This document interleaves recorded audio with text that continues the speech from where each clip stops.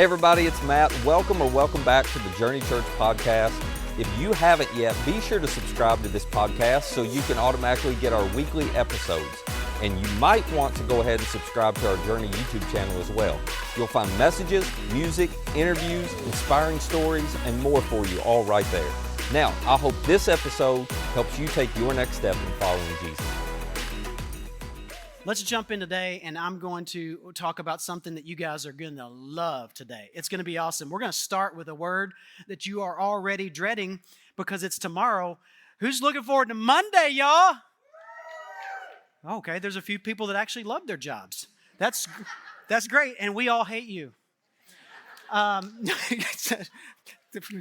but let's just talk about Monday for a second. I know for most of us in the room, when you talk about Monday, you start immediately going, not yet, because we're not even halfway through Sunday, and I don't really want to talk about Monday, because Monday means some stress and some frustration, and who you're going to work with, and what you're going to be working on, and man, we're just doing this new project thing, and all the things, right? Monday brings up, and some of you will actually, you're the kind of person that you're going to stay up as late as you possibly can on Sunday tonight. You'll read, you'll watch movies, you stay up late, because you think it's going to delay Monday getting here. Like you just keep thinking like, oh man, it won't be Monday. If I stay up later, it just won't be Monday, right?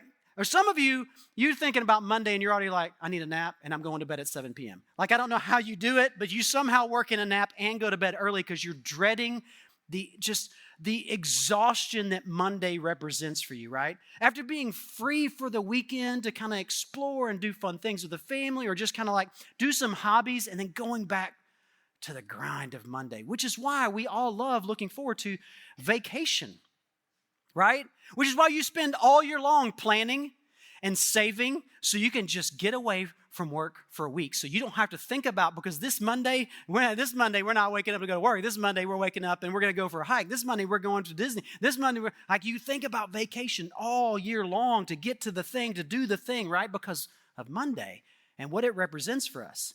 And here's what I want you guys to realize, that there's a Monday after every vacation. You know this. And you still got to come back to Monday, which is why I want to do this series.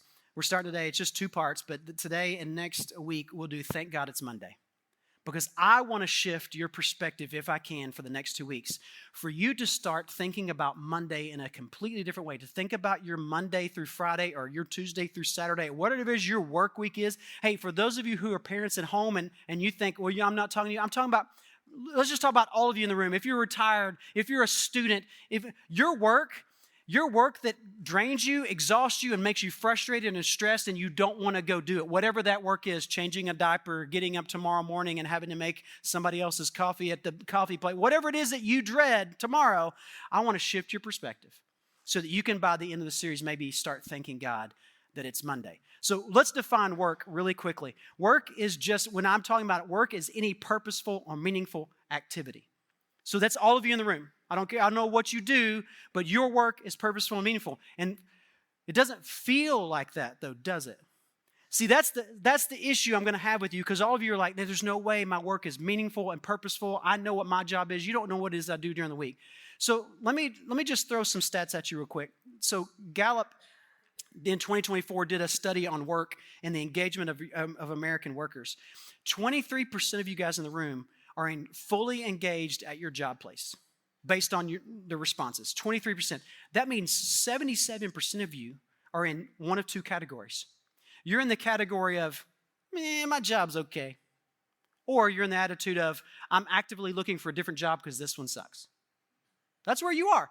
Just think about that for a second. Think about that, how that affects your understanding of what tomorrow on Monday is going to be like when you go to the workplace. Think about how that attitude is affecting your work attitude. Think about how that kind of work attitude affects your family life at home, because if you spent all day trying to be like, with my job, what are you going to do when you get home? You're going to be drained, frustrated, exhausted, and maybe not give your best to your family when you get home. Maybe not give your best to your friends. It's going to keep you from doing the things that actually bring you joy because you're so exhausted, I don't even feel like doing it anymore because my job is awful, right? The problem is you've missed what is so important and purposeful and meaningful about your work. And I want to switch that. I want to flip it around because I know there are 3 things in your mind right now. Well, I thought of 3 things that I think most of you are like, well, I don't have my dream job yet. That's why I don't like my job. Well, hey, let's talk about this for a second. There seems to be in our culture this idea that you're going to someday find the perfect job, that there's no stress, you never have to do anything you don't like, and all the people you work with will be wonderful and they'll want you to do your best. Guys, that is not going to happen. I haven't found it yet. There you go. What I'm saying, here's what I want. This culture idea that there's a dream job out there, I just want you to remember, work is still work, okay? There's the hard things to do, and we're going to talk about this in a second, but remember, part of what your work is to solve some problems around you. The problem is none of us want to solve those problems. We just want those problems to be fixed and just for my job to be easy, right? So this dream job mentality is actually not a great way to think about your work. Here's another one. I know some of you are on this early retirement kick, and buddy, I am so past the halfway point in my career. I'm so close to retirement. It's just getting like, on weekends, I feel like, oh, this is what retirement would be. That's what I think anyway. But here's what I know about early retirement. I was reading some studies this week that early retirement has actually been the majority of folks who early retire while they've made their wealth and they've got enough to last socially, mentally, physically, and emotionally, they decline quickly. Those of you who are in early retirement, you might want to go find a job. What they're finding is early retirement folks do not do well by the majority. Now, you may do great with it and you're fine, and you're in the minority. But for most people, the work and the purposeful, meaningful activity means something to your own health. And here's the last one. I know most of you in the room, you are working for the weekend, right? You come to work because you get a paycheck. Keep your mouth shut. Do the work. Make sure the supervisor doesn't come down to your place. You do your own thing. Y'all do your own thing. I'm leaving on Friday early if I can. And believe me, I'm going to leave you with all the work if I can at 3 o'clock on Friday because I'm getting out and my weekend's mine. It's mine. I'll go back to my job on Monday. We do that, right? Isn't it funny how in American culture those 3 kind of ideas exist about work? It's like most of the time we treat work as if it should be avoided. As if there's something wrong with work, as if work is a bad thing and it's preventing us from really living life well, as if it's something that we're not supposed to be doing and it's a waste of our time, as if there's something else out there better to do. And I'm not saying you have to love work so much you should stay there all the time. That's not what I'm saying. Don't hear me say that. Don't be like, see, Jarrod told me I could work till midnight, it's fine. No, don't do that. What I'm saying is maybe, just maybe, we have flipped something in the wrong way we view work. In fact, I want to help you define work in a new way because I believe this is true. How we define work will define how we work. And I think most of you in this room who think of your job as less than, who don't find meaning and purpose in it, who maybe think you're not quite at your dream job, I bet you don't bring your best to your work, do you? You don't bring your full engagement. You don't bring your full personality. You don't bring your full talents. You don't bring your full energy. In fact, throughout the week, you're kind of like, it's just work. And you don't even fully engage in it. Why? Because you don't really understand how important how you define work will actually define how you come to work. And what I'd love for you to know is that God did not create you or your work to be a drudgery or to be frustrating or to be something that's unfulfilling. He designed you and He designed work for your benefit and for the benefit of the people around you. So what if we could flip and say tomorrow, thank God, it's Monday. Let me show you some things because I know what you're thinking. You're thinking, yeah, but wait a minute, Jarrod. In Genesis chapter 3, it said work is cursed. Okay, let's read it. All right, let's talk about how work is cursed. Cursed is the ground because of you. Through painful toil, you will eat food from it all the days of your life. This is wonderful. Thank you, Jarrod, for reading this. It will produce thorns and thistles. Anybody know what a thistle is? One person. Exactly. It must not be good. Okay? Thorns and thistles for you, and you will eat the plants of the field. What else? What else is bad? By the sweat of your brow, you will eat your food until you return to the ground. Since from it you were taken, for dust you are, and to dust you will return. See, Jarrod, I told you work is bad.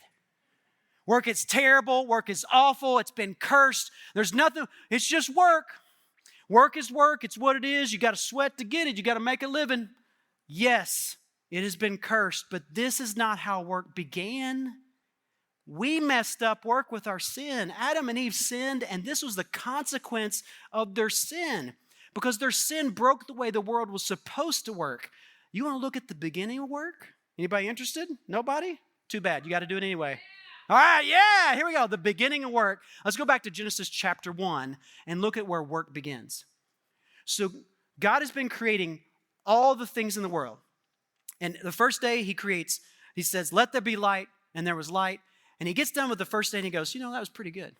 And day 2, he creates some more stuff and he goes, yeah, you know what? That was pretty good work today. Day 3, he didn't get tired and go, yeah.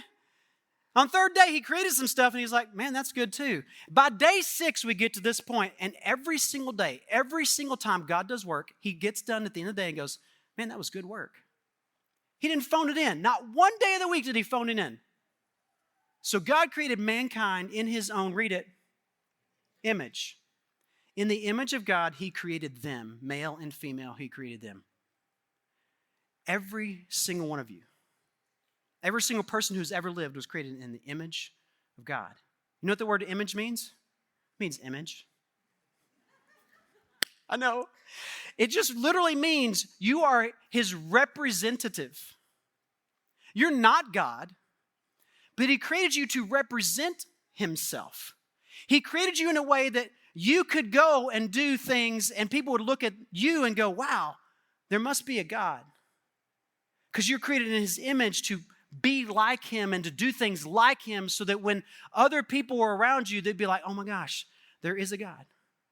Because of how this person works and lives in this world, there must be something greater and bigger. You are there to point other people back to him, the creator. That's it. So how God works is how you should be working. What God sees as valuable in his work, you should find valuable in your work. So you don't get, listen, if you're a follower of Jesus here today, you don't get the excuse of, because here's what I know about every one of you. None of you wants to go to the doctor this week and have your doctor show up and he's like, yeah, I'm going to replace your hip. I'll do a pretty good job. None of you wants to hand your kids off to a school system where all the teachers are like, I kind of like kids. I kind of care if they get an education. None of you wants to pay for a service in town. You don't want to, listen, I go to my favorite coffee shop. I don't want to go there and have the people making my coffee look at me and be like, it's pretty good today. And now here's what I know about all of you too. You don't want to come here on Sundays and have the band and whoever's up here on stage and whoever's taking your kids and who are all the people out in the waving at you just be like, we think it's okay to be here today. You don't want that, right? Nobody wants to be around people who are, I like my job okay. Nobody wants that. And I bet you don't want to be that kind of person. Because you know why? You were created in the image of God. You have something in you that wants to actually bring good to this world. Let me show you the flip side of this. This is why Genesis to me is so powerful. As a person who believes in the Bible and what it says about what God did throughout history and what it says about Jesus. Because there are other creation stories that were written down at about the same time as the stories we read from Genesis. I'm going to show you one. One of them is called the Enuma Elish. It came out of Mesopotamia, very close, area to where the Jews were living. And this creation story is about the god Marduk, who is the chief of all gods. And Marduk creates mankind. And here's what it says about Marduk creating mankind. Let me show you the difference. I will establish a savage. Man shall be his name. Verily, savage man I will create. I know some of you married a person who's a savage, but that's not what we're doing. All of us, right? Savage man. Now, you're created to be a savage under Marduk's story. Watch what he says about how man's work is supposed to work. He shall be charged with the service of the gods, that the gods might be at ease. And you're like, that sounds like my job, right? Because here's what we know about this time period in these creation stories. The people who were in the rulers of that area, the kings and queens, they were like gods. And see, so they told a story that would reinforce everybody serving them. So listen, God created you to be my slaves, to make me happy. And that's just your place in the world. You were created to be a slave, and you're supposed to do for me what's good for me, and you're to put me at ease. Isn't it interesting to go back and read Genesis now through the frame of like, what were they doing? Every person? Wait, not just the kings and queens are in the image of God? No, not just the kings and queens. Every single person on this earth created in the image of God. That's a very different kind of creation story. It changes the way you think about your work too. Because in the next verse in Genesis, once we know we're created in the image of God, what does that mean about how we're supposed to work? Well, here's what God says for those of us who are image bearers, which is everybody in the room. Go to that next verse. Oh, yeah, go to the next verse. See, they're so good back there. God blessed them and said to them, be fruitful and increase in number, fill the earth and subdue it. That word subdue just means that you take control of it. You make it work better. And then he says this, rule over the fish in the sea and the birds in the sky and over every living creature that moves on the ground. That word rule is a kingly word. It means to rule and to reign as a king over a kingdom. Here's what he says to every single person he created in his image.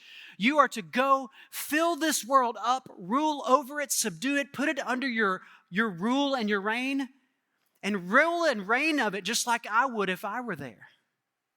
For all of us. Which means tomorrow morning when you go to work, whatever it is you are to do, you are ruling and reigning as an image of God over a portion of his creation. You are, in essence, a king or a queen of your domain. And you're like, Jarrod, I literally change diapers all day long as a parent. Guess what? You are caring for a precious life that God gave. And yes, I know waking up at 3 a.m. is terrible. It turns your hair gray, right? But this is your job. And you can do it as an image of God. And some of you go and I just clean places. I just clean houses. I just clean office buildings. I'm just a cleaner. Listen, you are called to make those workspaces and those home spaces comfortable and welcoming to the people who work and live there. Your calling is great. You put things in order for people. All I do is take care of preschoolers. You provide a safe place for people to send their kids so they can go to do their jobs. But you provide a safe place and we don't have to worry about our kids anymore because you have them and you care for them and you love them and you help them learn some things while they're there. All I do is enter data in a spreadsheet. You should see how boring my job is. Guys, if you enter numbers in a spreadsheet, I guarantee you it's important for somebody because like me, I don't know where anything is. And for you to put it in a spreadsheet so I can make sense of it means a lot to me.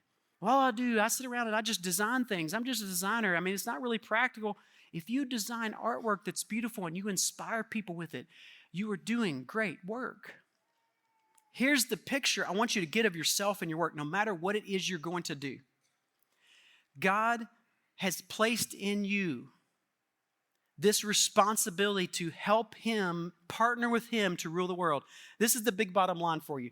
The work of the image of God, which is you, is to partner with God for the thriving of the world.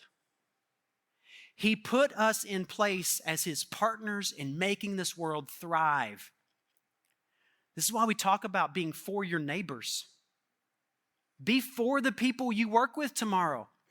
Be for the people you serve tomorrow. If you're in a service industry, be for the work, be for this community by doing great work and excellent work and bringing your best self to your work. Why? Because it's who you are. It's who God created you to be. You are the person who brings to reality this world of thriving that God put in place. And I know what you're saying. But Jarrod, the world is broken. Sin has broken it. There is curse on the world. Work isn't always great. I get it. This is why those of us who are Jesus followers, listen, this is why it's so important.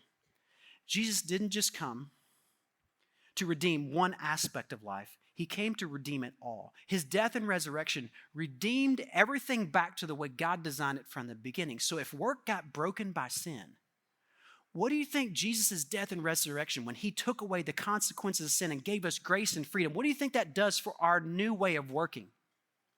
Let me show you in Romans what Paul says about it. He said, for if by trespass of one man, Adam, death reigned, you notice this word reigned, Same idea as ruling over something, right?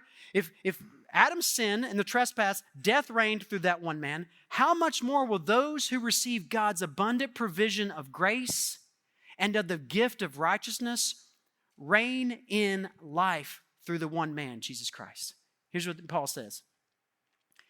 Death may be reigning over your world, but when you accept Jesus' gift of grace and now righteousness through his death and resurrection, you know what you have access to again? You can reign in life again, which means if you're a follower of Jesus and you go to work tomorrow, no matter what it is, I don't care if you're digging ditches, I don't care if you're just literally putting a new thing on a machine and you're standing in a line. You work at a factory. I don't care if you're building houses. I don't care if you're teaching people. I don't care if you're caring for people in a hospital. I don't know what it is you do. Whatever it is you do, you can do it knowing that your work is meaningful and purposeful. Because what you do is helping this world thrive. And if you're helping this world thrive, you're doing the work that God created you to do. Now, here's the difference I want you to see. Most of you are going to go to work tomorrow. You're going to go right back to living in Marduk's world.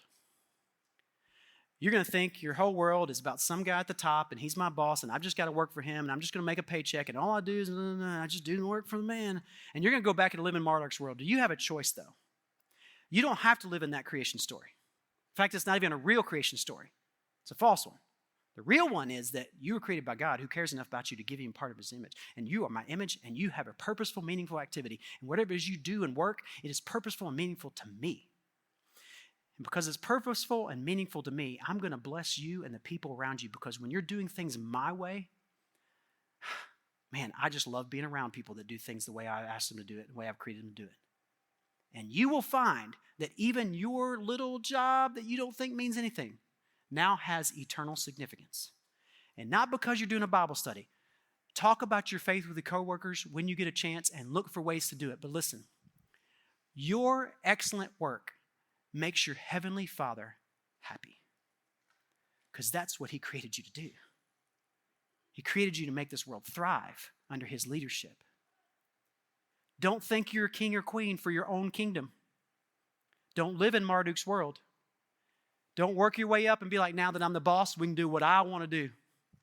I'm a king of my own domain. God put me in place. I'm going to be the king. I'm going to make everybody else my slaves. That's not God's creation story either. That's not what he said. Every single person in this room is the image of God, no matter what they do.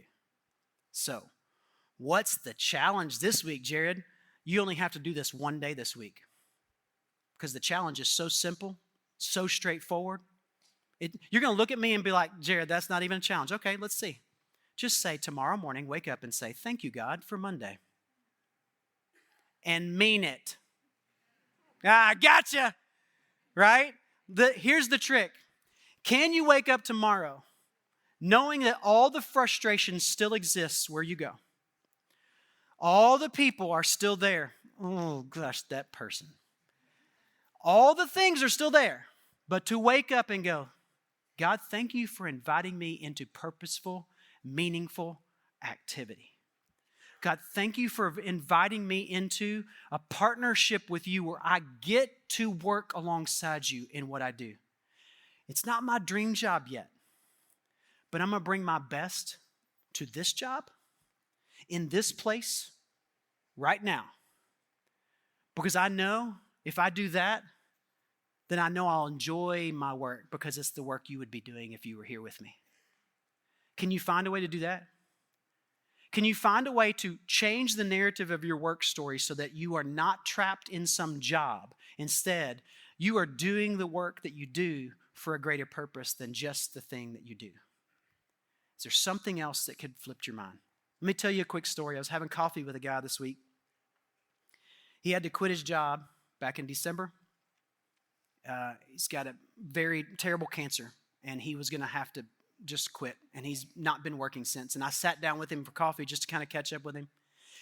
And he started telling me a little bit about his life so far and and he just looked at me and he's like, I would like to be able to serve on Sundays. He was working with students here, and he just hadn't been able to. He just feels too tired. He hadn't been able to do it. And he's like, I just don't know that I have any purpose here. And I was like, hey, listen. you have purpose here. You're still here. God made you in his image. You still have purpose here. And then he started talking about how he used to, in his work, he became top dog at his workplace. I mean, he was at the top of his game. And he talked about in his 30s, he got to the top of this game, and he said, I was making so much money. Other people were hiring me as a consultant to do this gig for other places and showing them how to treat their employees and show them how to do this. He said, I got the big head. He said, I had a terrible family life, terrible home life, but I was killing it at work. Man, work was great. I just didn't want to go home. And he said, at some point, God finally got a hold of me. He said, I went back down. He said, I actually downgraded.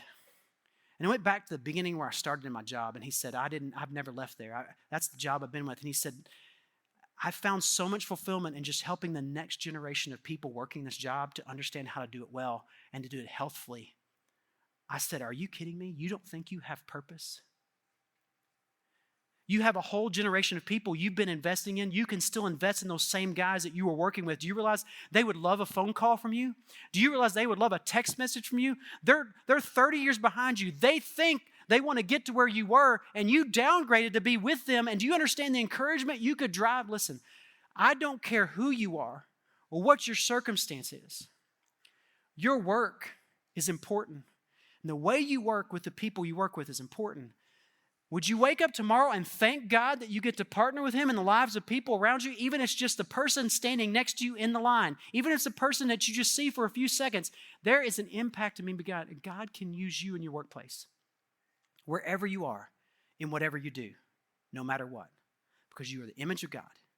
Your work is meaningful, it is purposeful, and if you don't do it, you miss out on seeing God at work in your workplace. Let me pray for you. God in heaven, would you help us to see this vision of work, and would you help us to see how you've asked us to partner with you in it?